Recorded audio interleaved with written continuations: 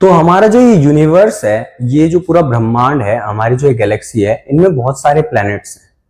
तो जो बहुत सारे प्लैनेट्स हैं डिफरेंट डिफरेंट गैलेक्सीज में, अगर मैं यहाँ की बात करूं तो एक ऐसा प्लैनेट है जिस पर हमारी लाइफ सरवाइव कर रही है, जिस पर हम सरवाइव कर पा रहे हैं, वो है अर्थ। तो आज उसी प्लैनेट के बारे में चलिए जानते हैं कि हमारे पास अर्थ के बारे में क्या क्या पार्ट हमारे पास आते हैं। तो अर्थ एक system, as a system, energy, matter and life, इन चीजों के बारे में हम पढ़ेंगे कि अर्थ जो है एक सिस्टम है, एक तंत्र है, एनर्जी, मैटर और लाइफ का एक सिस्टम बना रखा है, एक सिस्टम है। हम सब किस चीज से बने हुए हैं? हम सब एनर्जीज ही तो हैं। सब चीज इस दुनिया में, सब कुछ एनर्जीज तो हैं। तो सारी चीज जब एनर्जी है तो अंडरस्टैंड करते हैं इंटरकनेक्टेड स्फीयर्स और प्रोसेसेस के बारे में कि ये कैसे काम करते हैं। ठीक है, earth as a system, energy, matter and life. तो हमारे पास अभी हमने टॉपिक के बारे में देखा था।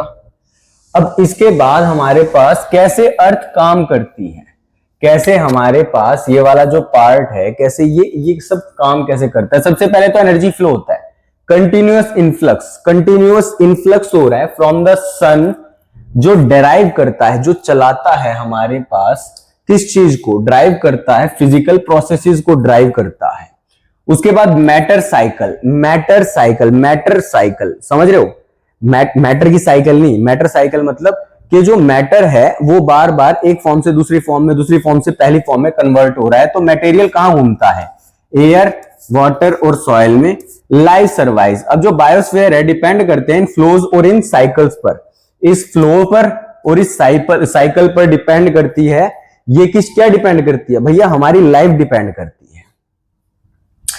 अब इसके बाद एग्जांपल ऑफ इंटरेक्शन कैसे होता है? जैसे कि हमारे पास जो रेन है वो एटमॉस्फेयर से, गैसियस लेयर है, तो एटमॉस्फेयर से बारिश आई। फिर स्टेप 2 स्टोर्ड इन हाइड्रोस्फेयर में, जहां पे जल ओशियन और रिवर्स के अंदर स्टोर रहता है वहां पे। और step 3 used by plants and biospheres में, लाइफ जोन में प्लांट्स को यूज करा गया। अब ये जो डेमोन्स्ट्रेट करता है constant exchange of matter and energy को, कॉन्स्टेंटली जो डेमोन्स्ट्रेट कर रहा है। 5 स्फीयर ऑफ अर्थ। देखो, खाली तुम लोगों ने एटमॉस्फेयर पढ़ लिया कि भैया ये एटमॉस्फेयर होता है, एटमॉस्फेयर से अदर चीजें भी, अदर स्फीयर्स भी हैं, उन्हीं के बारे में पढ़ेंगे जो बिल्डिंग ब्लॉक्स हैं हमारे प्लैनेटरी सिस्टम के। सबसे पहले तो sphere, litho, hydro, atmosphere, biosphere, cryosphere. ये हमारे पास टोटल 5 स्फीयर्स हैं, 5 स्फीयर्स हैं टोटल। ठीक है, अब ओवरव्यू ऑफ अर्थ स्फीयर्स के अंदर सबसे पहले लिथोस्फीयर सॉलिड लैंड होती है। हाइड्रोस्फीयर, नाम ही है हाइड्रो, है ना, नाम हाइड्रो आ रहा है तो हाइड्रो में वाटर बॉडीज आ जाएंगी। अच्छा, सॉलिड लैंड में माउंटेन्स, रॉक एंड सॉइल आ जाएगा। हाइड्रोस्फीयर में वाटर बॉडीज आ जाएंगी, ओशियन, रिवर्स एंड लेक्स आ जाएंगे। एटमॉस्फेयर में लेयर्स ऑफ गैसेस आ जाएंगी, ऑक्सीजन, नाइट्रोजन और कार्बन डाइऑक्साइड आ जाएगी। इसके बाद बायोस्फीयर में zone of life, plants, animals and humans. और इसके बाद हमारे पास क्रायोस्फीयर में फ्रोजन वाटर, ग्लेशियर्स और आइस कैंप्स। ठीक है, तो अब हमारे पास लिथोस्फीयर के बारे में बात करते हैं। द सॉलिड क्रस्ट, ये जिस पर हम खड़े हैं, आप खड़े हो, मैं खड़ा हूं, भैया तो फ्लोर है। अरे फ्लोर तो है पर एक लैंड तो है जिसके ऊपर खड़े हैं, तो उसके बारे में बात करते हैं, लिथोस्फीयर के बारे में। हमारे पास ये एक लेयर्स के, डिफरेंट लेयर्स के बारे में है। Inner core, outer core, mesosphere, asthenosphere, lithosphere, oceans, इस तरीके से हमारे पास डिफरेंट डिफरेंट लेयर्स के बारे में है। जो आउटर सॉलिड क्रस्ट है अर्थ की, आउटर सॉलिड क्रस्ट है, कंटेन करती है essential rocks, minerals and soil. Essential rocks, minerals and soil से उनके अंदर supports all terrestrial life and provides resources. जितनी भी टेरेस्ट्रियल लाइफ है और जितने भी आपके प्रोवाइड करती हैं, यही रिसोर्सेज प्रोवाइड करती हैं। ठीक है, अब इसके बाद हाइड्रोस्फीयर के बारे में बात करते हैं। द वाटर रियल्म, वाटर जहां जहां पर पानी है, वाटर रियल्म। तो इसके अंदर इंक्लूड्स होते हैं सारी वाटर बॉडीज लिक्विड स्टेट्स में। कवर करती है approximately 71% of earth surface, earth surface को 71% को कवर करती है। Derives weather patterns and support aquatic life. Obviously जब पानी के बारे में बात हो रही है तो एक्वेटिक लाइफ को तो सपोर्ट करेगी ना, ठीक है। अब एटमॉस्फेयर, अब हाँ भैया ये तो सुना हुआ एटमॉस्फेयर, हाँ तो उसी के बारे में बात कर लेते हैं। एटमॉस्फेयर क्या होता है? Gaseous envelope surrounding the planets. जो हमारे पास एक प्लैनेट है उसको गैसेस जो सराउंड कर पा रही हैं उनको हम क्या बोलते हैं? वो है हमारा एटमॉस्फेयर। प्रोवाइड करता है oxygen for life and carbon dioxide for plants. Oxygen for life, किसकी लाइफ भैया? हमारी लाइफ। किसकी लाइफ? हमारी लाइफ, एनिमल्स की लाइफ। और जो जो ऑक्सीजन पर डिपेंड करते हैं उन सब की, उन जो जो डिपेंड करते हैं उन सब की लाइफ। ठीक है। Protect us from harmful space radiation, और हमें प्रोटेक्ट करती है, हार्मफुल स्पेस रेडिएशंस आती हैं उनसे हमें प्रोटेक्ट करती है। बायोस्फीयर द लाइफ जोन, तो जो लाइफ जोन है हमारा बायोस्फीयर, ये आपको दिख रहा है, एक पिक्चर है एक, तो यहां पे ये वाटर है, ये एनिमल्स हैं और ये टोटल हमारा बायोस्फीयर है। तो जो नैरो जोन है जहां पर लाइफ एग्जिस्ट करिए, देखो एक बहुत पतली सी बारीक सी रेखा है, प्लेन बिल्कुल ऐसे एक लाइन है जहां पर हमारी लाइफ एग्जिस्ट कर रही है। अगर थोड़ा सा भी ऊपर या नीचे हुआ तो सब कुछ खत्म। Intersects with the atmosphere, hydrosphere and lithosphere. तो जहां पे लिथोस्फेयर, हाइड्रोस्फेयर, एटमॉस्फेयर आपस में तीनों चीजें जिस पॉइंट पर आती हैं, ये वाला भैया ये हो गया लिथोस्फेयर, इसके बाद हमारा क्या दे रखा है भैया? ये हो गया एटमॉस्फेयर, इसके बाद क्या दे रखा है? हाइड्रोस्फेयर। तो जहां पर ये थोड़ा सा ये अगर मिलता है वहां पर क्या है? ये हमारी लाइफ है, यहां पर हमारा जीवन है। Home to million of species from bacteria to whales, यानी यही है जहां पे सब कुछ है। Memory trick, little happy animals build castle. ठीक है, तो little happy animal build castle, या फिर ऐसा भी बोल सकते हो live happily and be calm. Live happily and be calm, इससे भी याद कर सकते हो लिव, LHABC। तो लिथोस्फेयर, हाइड्रोस्फेयर, एटमॉस्फेयर, बायोस्फेयर और क्रायोस्फेयर, इससे भी आप याद कर सकते हो। ये भी एक ट्रिक है। ऊपर वाला little happy animals build castle, या फिर लिव हैप्पीली एंड बी काम, जोन सा भी आपको पसंद हो उसी से कर सकते हो आप इसको लर्न।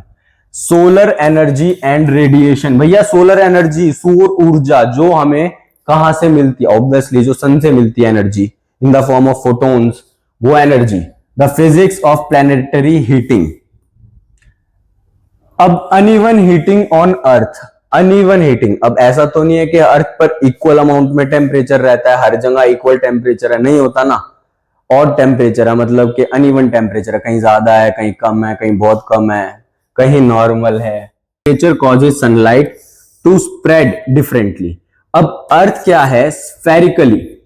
स्फेरिकल है, यानी जो कर्वेचर कॉज करता है सनलाइट को टू स्प्रेड डिफरेंटली। अब ऑब्वियसली हमारी जो अर्थ है वो कैसा बोल रहा है? वो हमारा जो कर्वेचर है वो सनलाइट को डिफरेंटली स्प्रेड करता है। एंगल्स ऑफ इंसिडेंस, अब एंगल ऑफ इंसिडेंट यानी डिफरेंट प्लेसेस जो रिसीव करते हैं डायरेक्ट वर्सेस स्लैंटिंग रेज। किसी किसी पर तो जो एंगल है वो सीधा है, किसी किसी पर एंगल टेढ़ा है।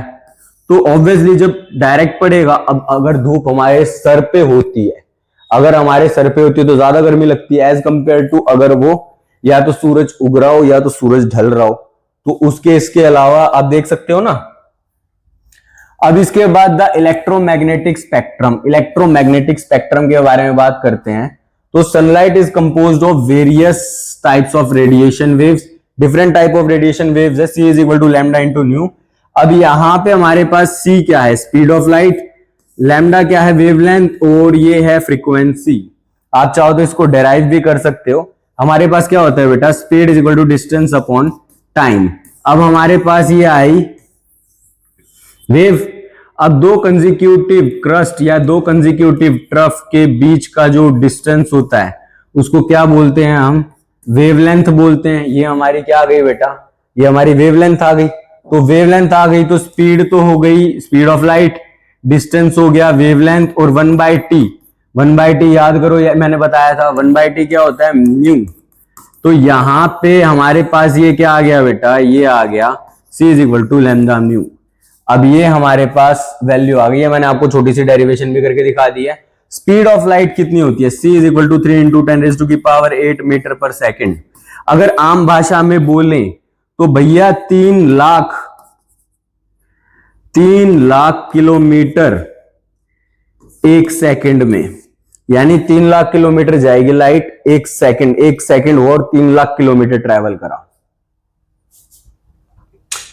Types of solar radiation, solar radiation के टाइप्स किस किस तरीके की सोलर रेडिएशन होती है, gamma and x rays, UV rays, visible light, infrared, radio waves. अब देखो गामा और एक्सरे बहुत ज्यादा हाई होती है, dangerous, absorbed bye upper atmosphere, upper atmosphere में ही उसको एब्जॉर्ब कर लिया जाता है, अवशोषित सोख लिया जाता है। यूवी, अल्ट्रावायलेट रेज हाई होती हैं, स्किन डैमेज करती हैं, ब्लॉक करते हैं ओजोन लेयर से। लेकिन हमारे पास पहले जो आपके फ्रिज और एसी यूज होते थे उनके अंदर जो हम यूज करते थे, वो जो अप्लायंसेज है उनके अंदर CFCs यूज होते थे, क्लोरोफ्लोरोकार्बन, जिनकी वजह से क्या था, ओजोन लेयर डिप्लीट हो रही थी, घिस रही थी। जब ओजोन लेयर घिस रही है तो ऑब्वियसली ये जो रेज जिनको वो ब्लॉक कर रहा है वो फिर ब्लॉक नहीं हो पाएंगी और आएंगी, तो उसकी वजह से स्किन डैमेज, स्किन कैंसर वगैरह के चांसेस बढ़ जाते थे। लेकिन क्योंकि अब इनका यूज कम हो गया है तो ओजोन लेयर धीरे धीरे वापसी अपने नॉर्मल स्टेट में आ रही है।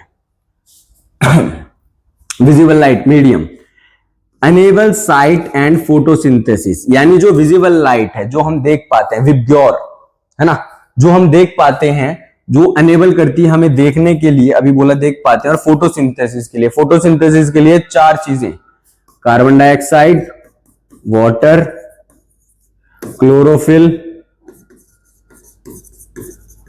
और हमारे पास एक और आता है, बताओ कौन क्या होता है वो, कार्बन डाइऑक्साइड होता है भैया, वाटर होता है, क्लोरोफिल होता है, एक चीज और होती है फोटोसिंथेसिस के अंदर, सोचो क्या होती है, सोचो।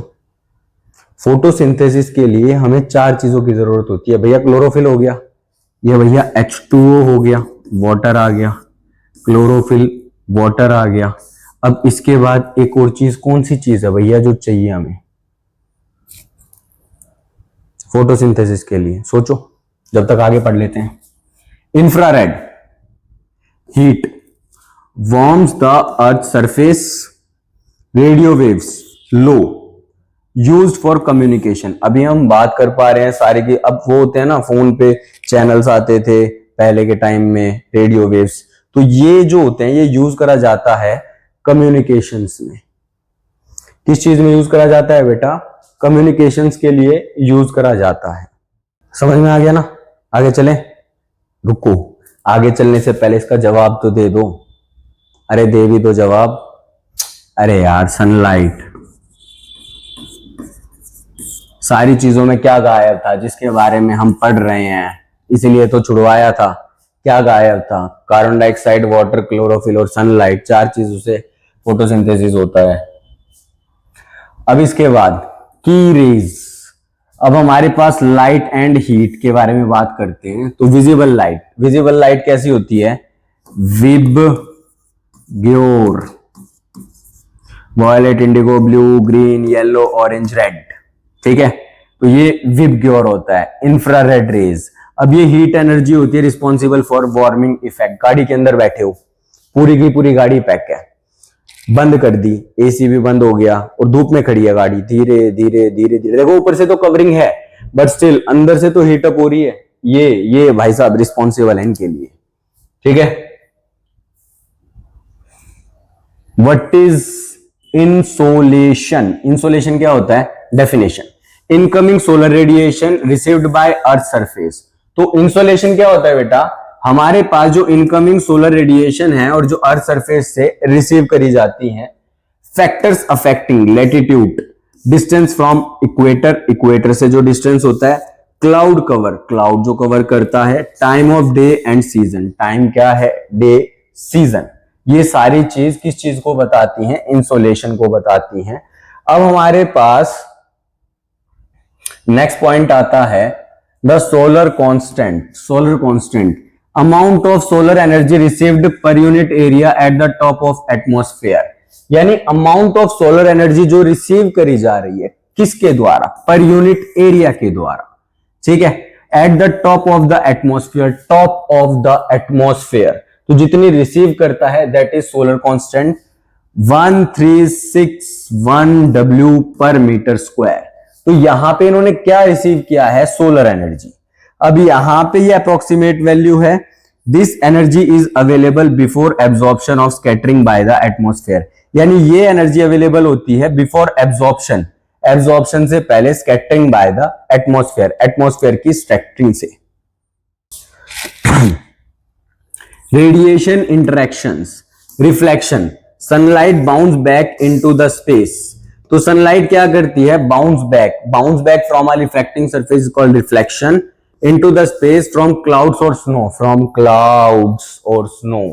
Absorption, energy taken in by surface converting into heat, यानी सरफेस क्या करता है, एनर्जी को ले लेते हैं और फिर उसको हीट में कन्वर्ट कर देते हैं। स्कैटरिंग, फैलना, light spreads in different direction by particles in air, light different directions में फैलती है, ठीक है।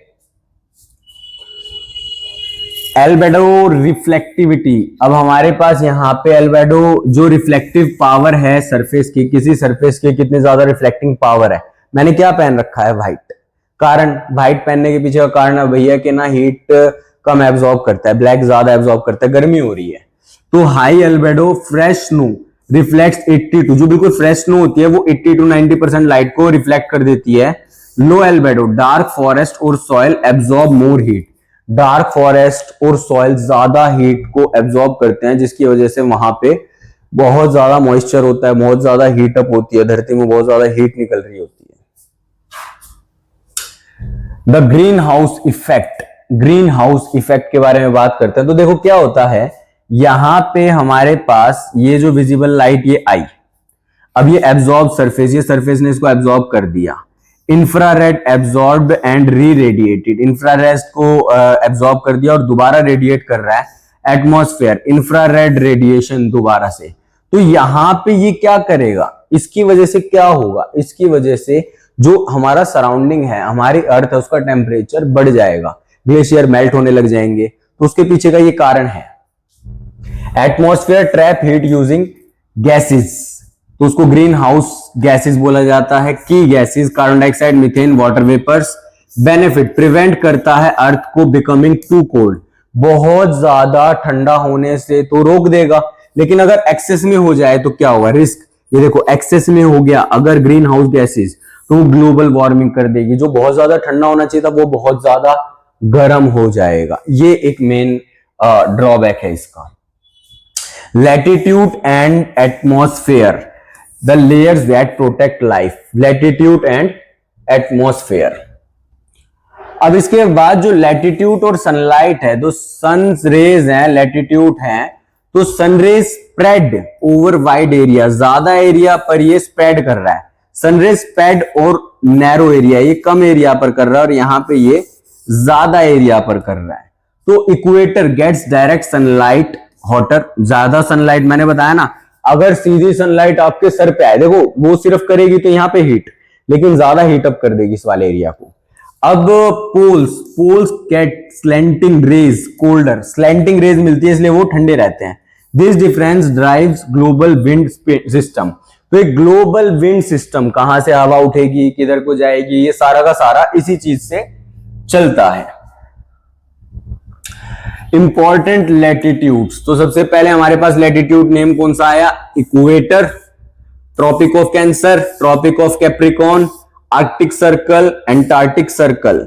अब यहां पे हमारे पास, अच्छा, Cancer above north, Capricorn below south, तो कैंसर जो है वो अबव नॉर्थ और कैप्रिकॉर्न बिलो साउथ। तो equator 0 degree, Tropic of Cancer 23.5 degree north, Tropic of Capricorn 23.5 degree south, Arctic Circle 66.5 degree north और एंटार्क्टिक सर्कल 66.5 डिग्री साउथ। तो वो बता दिया ना, जैसे अभी ट्रिक बताई, cancer above north, Capricorn below south. ठीक है, इसको ऐसे याद रखना। Layers of atmosphere, layers of atmosphere में हमारे पास कौन कौन सी एटमॉस्फेयर की लेयर्स हैं? Troposphere, ozone, stratosphere, mesosphere, thermosphere, exosphere, ये है। तो ये रहा ट्रोपोस्फेयर, वेदर हैपेंस एयर, यहां पे मौसम बनता है। Stratosphere contains the ozone layer, इसके अंदर ओजोन लेयर होती है। Mesosphere, meteors burn up here, अब यहां पे meteors due to drag, due to friction बहुत तेजी से आते हैं ना, तो बर्न हो जाते हैं।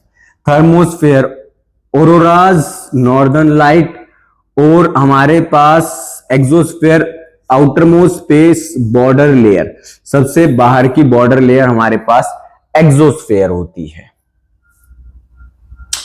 अब मेमोरी ट्रिक इनको याद करने के लिए, the smart man travels easily, जो स्मार्ट मैन है वो ट्रेवल इजीली, तो smart the, troposphere S, stratosphere M, mesosphere T, T हमारे पास आ गया थर्मोस्फेयर, और ई हमारे पास आ गया exosphere.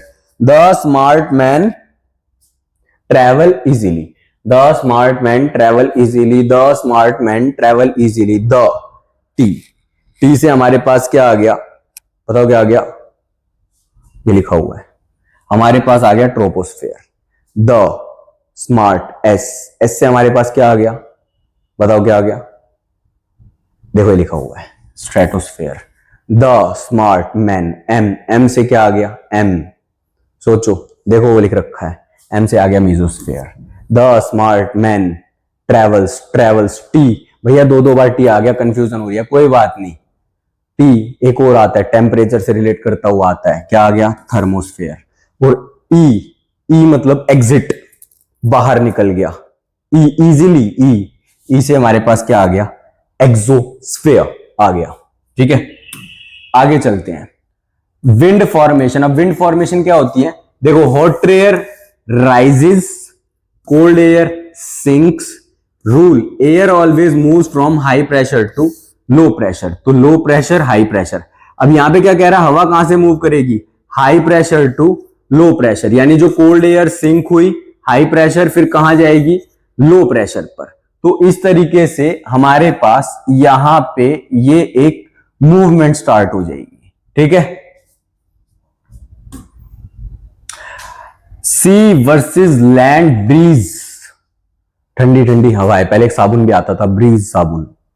Day sea breeze, land heat fast, cool air moves from sea to land. Night land breeze, land cool fast, air moves from land to sea. यानी यहां पे हमारे पास क्या हो रहा है? डे टाइम है, सी ब्रीज है, ठीक है, डे टाइम है, तो ठंडी हवा इधर जाएगी, गर्म हवा इधर आएगी।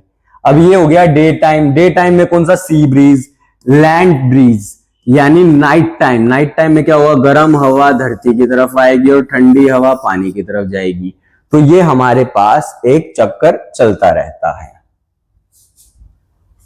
लोकल विंड्स, तो हमारे पास लोकल विंड्स देखो क्या लिख रखा है? लू, चिनूक, मिस्ट्रेल। तो यहां पे hot dry summer winds of the northern India, loo. Chinook, warm wind blowing over the Rockies USA. और हमारे पास mistral, cold strong winds in southern France.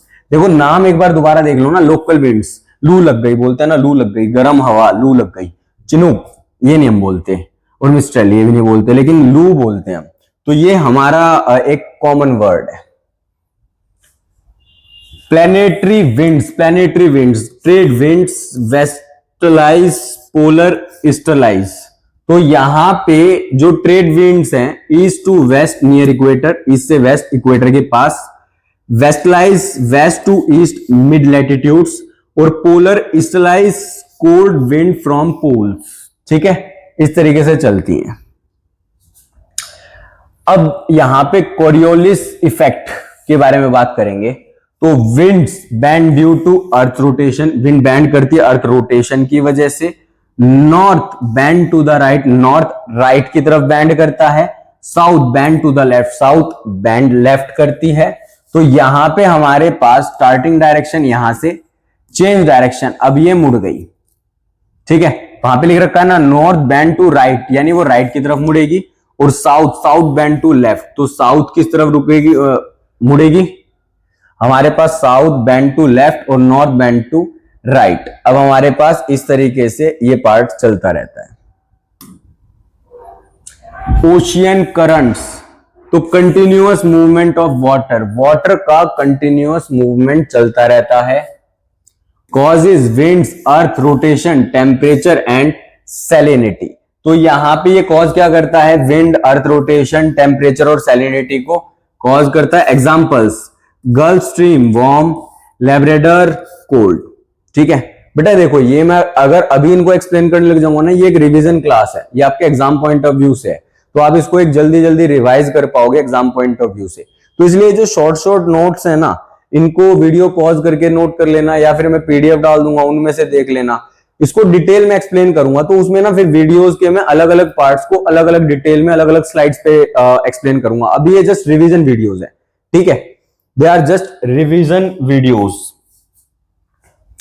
Bio Jio chemical cycle, देखो मैंने कैसे पढ़ा, बायो जियो केमिकल, यानी यहां पे बायो, यहां पे जियो, यहां पे केमिकल, ये साइकिल, यानी ये हमारे पास कुछ वर्ड्स को कंबाइन करके बनाया गया है। The movement of life giving matter, जो मूवमेंट लाइफ, जो लाइफ की मूवमेंट है, जो मैटर को देती है। तो वाटर साइकिल, देखो वाटर साइकिल तो बहुत मुश्किल है, तुमने अभी तक पढ़ी नहीं है ना। अरे भैया बहुत आसान है, अभी तक पढ़ रखी है हमने, बहुत बार पढ़ रखी है। तो obviously evaporation, condensation, precipitation, collection, ठीक है, एवरी क्लाउड प्रोड्यूसर कलेक्शन। तो ये हमारे पास ट्रिक थी। तो वाटर साइकिल में हमारे पास क्या होता है, ओशियन है, ओशियन से इवेपोरेट हुआ पानी ऊपर गया, अब ये बादल बने, कंडेंसेट हुआ, एटमॉस्फेयर में गया। अब हमारे पास यहाँ पे सब्लिमेशन और डीसब्लिमेशन आया, फॉग ड्रिप आई, अब ये प्रेसिपिटेट हुआ, स्नो मेल्ट, रन ऑफ, आगे चला गया। अब यहाँ पे जब इवेपोरेशन, जब ये ठंडा होगा, बारिश होगी, तो बारिश होगी, बारिश होने के बाद पानी आ जाएगा, और इसी तरीके से ये साइकिल चलती रहेगी। ठीक है, कार्बन साइकिल, देखिए कार्बन साइकिल के बारे में बात करते हैं। Sources of carbon dioxide, respiration, burning fuels. Respiration, हम ब्रीदिंग कर रहे हैं ना, सांस ली, सांस छोड़ी, तो हम कार्बन डाइऑक्साइड भी तो एक्सहेल कर रहे हैं। और removal of carbon dioxide, carbon dioxide को कौन रिमूव करता है, फोटोसिंथेसिस। अब यहाँ पे हमारे पास आ गया 6CO2 plus 6H2O gives you C6H12O6 plus 6O2। तो ये हमारे पास किस तरीके का प्रोसेस है, कार्बन डाइऑक्साइड वाटर को यूज करके in the presence of chlorophyll and sunlight, तो ये हमारे पास फोटोसिंथेसिस का प्रोसेस की रिएक्शन है। ये कार्बन डाइऑक्साइड, कार्बन साइकिल चलती है। तो कार्बन साइकिल इस तरीके से चलती है हमारे पास ना, कि कार्बन डाइऑक्साइड को हम एक्सहेल करते हैं, फिर उनको प्लांट्स इनहेल, वो यूज करते हैं एज अ फोटोसिंथेसिस। अब ये साइकिल चलती रहती है, इसमें और डिटेल में भी है, लेकिन अभी एग्जाम पॉइंट ऑफ व्यू से पढ़ रहे हैं तो थोड़ा थोड़ा ही इनको रिवाइज कर लेते हैं। नाइट्रोजन साइकिल, नाइट्रोजन साइकिल में स्टेप्स क्या है, पहले फिक्सेशन होगा, फिर नाइट्रिफिकेशन होगा, एसिमिलेशन होगा, डीनाइट्रिफिकेशन होगा। बैक्टीरियम, अब यहाँ पे बैक्टीरिया राइजोबियम जो है वो हेल्प करता है नाइट्रोजन फिक्सेशन के लिए। भैया कहाँ पे होता है बैक्टीरिया, पल्सिस की रूट्स में राइजोबियम बैक्टीरिया ये फिक्सेशन, नाइट्रोजन फिक्सेशन करता है। तो N2 NH3 NO2 minus NO3 minus, इस तरीके से फॉर्मेशन चलती है। तो सबसे पहले nitrogen input, nitrogen organic nitrogen, organic nitrogen से मिनरलाइजेशन, फिर अमोनिया बना, फिर नाइट्रिफिकेशन हुआ, नाइट्रिफिकेशन से नाइट्रेट, फिर प्लांट ने अपटेक कर लिया, और अगर यहाँ पे ही होगा तो अमोनिया से इमोबाइलाइजेशन होगा, फिर ऑर्गेनिक नाइट्रोजन यहाँ पे चलती रहेगी। अब ये एक्सचेंज होता है और फिक्स्ड होती है सॉइल के अंदर। अब नाइट्रेट जो NO3 माइनस है, लीचिंग और डीनाइट्रिफिकेशन। तो इस तरीके से नाइट्रोजन साइकिल हमारे पास चलती रहती है। ठीक है, ऑक्सीजन साइकिल के बारे में बात करते हैं। Released by photosynthesis, released by, obviously मैंने तुम्हें बताया था ना क्या चार चीजें फोटोसिंथेसिस में यूज होती हैं भैया, पानी यूज होता है भैया, कार्बन डाइऑक्साइड, और भैया क्या क्या होता है, क्लोरोफिल होता है। भैया एक पॉइंट है जिसपे हम अटक गए थे, आपने फिर बताया नहीं। अरे बताया तो था, वो पॉइंट सनलाइट थी, सनलाइट यूज करी जाती है ना चार चीजें। तो यहां से हमने पीछे एक रिएक्शन भी पढ़ी थी, ये वो रिएक्शन C6H12O6, ठीक है, प्लस 6O2, ये रिएक्शन दिख रही है। अरे भाई ये रेस्पिरेशन की रिएक्शन है। इसकी रिएक्शन क्या थी? कार्बन डाइऑक्साइड यूज हुआ, पानी यूज हुआ, क्लोरोफिल आया, सनलाइट आई, उसके बाद C6H12O6 बना और साथ में O2 को उसने रिलीज कर दिया। अब यहाँ पे इसको बैलेंस करना है, 6 और 6 हो गया बैलेंस, ठीक है। तो हमारे पास ये बैलेंस हो गया। भैया चेक करवाओ, कार्बन के 6, कार्बन के 6, आगे खुद कर लेना। अब हमारे पास ये वाली चीजें आ गई। अब plant create oxygen with the help of photosynthesis, ये विजिबल नहीं है तो मैं लिख देता हूं प्लांट्स क्रिएट O2, बस इतना ही लिख दिया। ऑक्सीजन आया, ऑक्सीजन एटमॉस्फेयर में गया। एनिमल्स, ये एनिमल्स हैं, एनिमल्स ने यूज किया, कार्बन डाइऑक्साइड छोड़ी, कार्बन डाइऑक्साइड प्लांट्स ने ली, चक्कर चलता रहा, चक्कर चलता रहा, इसलिए इसको ऑक्सीजन साइकिल बोलते हैं। इसके बाद human impact and conservation. Human impact and conservation, हमारी रिस्पॉन्सिबिलिटी अर्थ के लिए क्या है? ह्यूमन ड्राइवन चैलेंजेस, तो ह्यूमन के द्वारा ड्राइवन चैलेंजेस क्या क्या है? हम क्या क्या कर रहे हैं, क्या क्या गंद फैला दिया हम लोगों ने? Pollution, air, water, soil, contamination, waste. आजकल एक और पॉल्यूशन है, नॉइज पॉल्यूशन भी तो बहुत है। पी पी हॉर्न बजाते रहते हो सारा दिन, पी पी, उससे दर्द होता है, ठीक है। डिफॉरेस्टेशन, लेस ऑक्सीजन, ज्यादा carbon dioxide, loss of habitat, कितनी सारी हमारे नुकसान की चीजें हैं। ऑक्सीजन कम मिलेगी, कार्बन डाइऑक्साइड ज्यादा हो जाएगी। तुम तो कार्बन डाइऑक्साइड छोड़ ही रहे हो, प्लांट्स तुमने छोड़े नहीं है, प्लांट्स को काट डाला है, तो कार्बन डाइऑक्साइड को कौन यूज करेगा? कोई भी नहीं। कार्बन डाइऑक्साइड बढ़ती जा रही है। अभी पीछे बताया था ग्रीन हाउस इफेक्ट है, जिसकी वजह से क्या होगा? ग्लोबल वार्मिंग बढ़ेगी, ग्लेशियर्स मेल्ट होंगे, सब कुछ हिल जाएगा। अभी बताया था कि हमारी जो लाइफ है एक पतली सी लाइन पे है, थोड़ा सा इधर या उधर और सब कुछ खत्म। तो लेस ऑक्सीजन, ज्यादा कार्बन डाइऑक्साइड और हैबिटेट, उन वो जो बेचारे जो बेजुबान जानवर हैं उन सबका घर तबाह हो जाता है, ठीक है।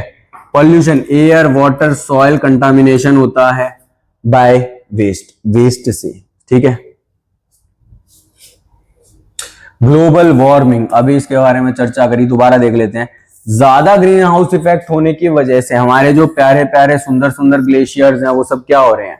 मेल्ट हो रहे हैं भैया, वो मेल्ट हो रहे हैं, जिसकी वजह से ओशियंस का जो वाटर लेवल है वो राइज कर रहा है, बढ़ रहा है।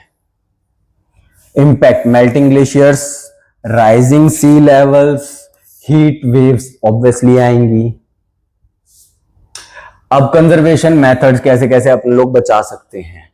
एफोरेस्टेशन, ज्यादा से ज्यादा भाई पेड़ लगाओ, कम से कम 2-3 पौधे लगाओ, उनको पानी दो, उनको खाद प्रदान करो, समझ रहे हो? तो अपने घर पे भी प्लांट्स वगैरह लगाओ, कम से कम पेड़ काटो। Planting tree to increase forest cover, forest को कवर करो। Recycling, reducing waste by reusing material. Waste, जैसे अब आप लोग कोई भी चीज को रिसाइकल, मान लो पॉलीथीन, हालांकि पॉलीथीन नहीं यूज करनी चाहिए, लेकिन पॉली बैग्स हैं, तो पॉली बैग्स या बॉटल्स हैं, उनको यूज करो, बार बार यूज करो, ठीक है। उनको ऐसा नहीं है कि एक बार पानी पिया और उसको फेंक दिया।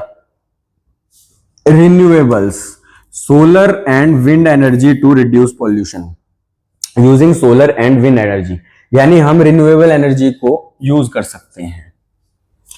कंपैरिजन, विंड्स, अब फीचर, एरिया, ड्यूरेशन, एग्जांपल्स। तो लोकल विंड, स्मॉल और लोकल, टेम्पररी और लू या चिनोक, ये हम अभी पीछे देख चुके थे। प्लेनेटरी, ग्लोबल, परमानेंट और ट्रेड विंड्स। अब ये इन सब के बारे में बताया हुआ है कि एरिया स्मॉल और लोकल एरिया है, ड्यूरेशन टेम्पररी होती है, नाम है इनके लू और चिनोक। अब प्लेनेटरी विंड्स है, ग्लोबल है, ग्लोबल एरिया है, तो हमारे पास जो ड्यूरेशन है इनकी सारी जिंदगी रहती है। ऐसे एग्जांपल से आ गए trade winds. Ocean currents comparison, तो ओशियन करंट्स कंपैरिजन, यहां पे वार्म करंट्स। करंट्स का मतलब बेटा ये वो इलेक्ट्रिक करंट नहीं है, करंट का मतलब है जो चीज प्रवाह होती है, जो बहती है, उसको करंट बोला गया है।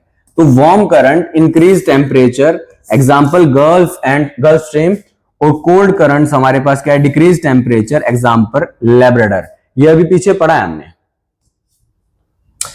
तो पीवाईक्यूज में 1 मार्क क्वेश्चन है, इंसुलेशन क्या होता है पीछे बता दिया था, इंसुलेशन क्या होता है, सोलर कांस्टेंट की वैल्यू भी बताई थी तुम्हें, याद हो W पर मीटर स्क्वायर था। Name the layer containing ozone layer, ozone layer किसमें होती है भाई मुझे तो पता नहीं है, तुम्हें पता होगा तो बता देना। एल्बेडो बताना है, ट्रेड विंड्स बतानी है, ये तुम्हारा होमवर्क है, इसको कोशिश करो, पीछे से जो तुम नोट्स बना बना के लाए हो ना उनसे सॉल्व करो। हर बार मैं सॉल्व नहीं करवाऊंगा, आपको सॉल्व करना पड़ेगा, ये रिवीजन क्लासेस हैं। जब मैंने अभी पीछे बताया है तो बस उसी वीडियो को, एक काम करो वीडियो को दोबारा से देख लो, ये सारे क्वेश्चंस नोट करने के बाद जैसे जैसे आते जाए नोट करते जाओ। नाइट्रोजन साइकिल बताई थी भैया आपने, 4-5 स्टेप बताए थे, अब याद नहीं है, अब दोबारा देखेंगे हम तब पता चलेगा। एटमॉस्फेरिक लेयर्स का मैंने कुछ एग्जांपल्स भी दिया था, मैन का इजीली वाला, स्मार्ट मैन ट्रेवल, याद है ना वो वाला, हाँ वही वाला, वो करना है। Explain uneven heating and wind formation. Uneven heating, अलग अलग जगह क्यों हीट होती है भैया, आपने कुछ ऐसा बताया था ऐसे होता है, फिर यहाँ पे सन है, यहाँ पे कुछ ऐसे पड़ रहा है सन, और यहाँ पे डायरेक्ट पड़ रहा है, ये थोड़ा एरिया ये पूरा एरिया, हाँ बस ये याद आ रहा है ना। तो यही वाला अनइवन हीटिंग का कंसेप्ट है जो तुम्हें बताना है।